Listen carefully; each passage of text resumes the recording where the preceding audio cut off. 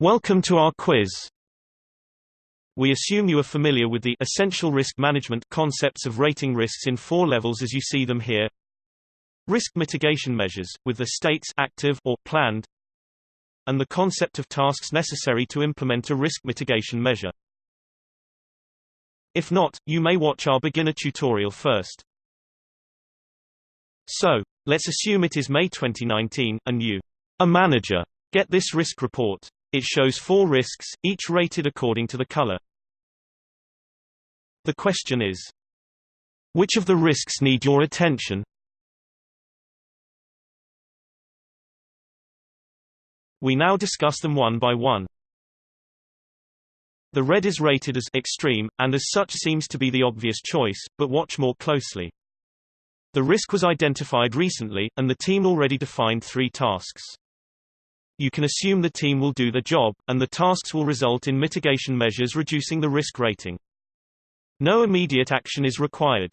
Quite the opposite, you can be happy with your team, aiming for improvement. The green one is rated as moderate. This is an acceptable risk rating. No further actions are necessary.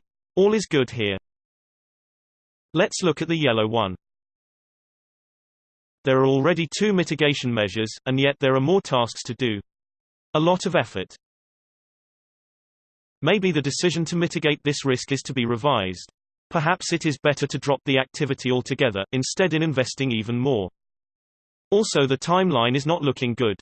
The risk was identified months ago, and it is still significant.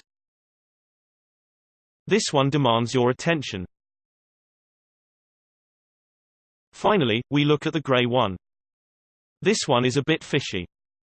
It is rated low. But why did the team spend 3 mitigation measures on this risk? This has optimization potential. You should let the team check if less mitigation would be sufficient. Reduce the effort here, in favor of other, higher-rated risks.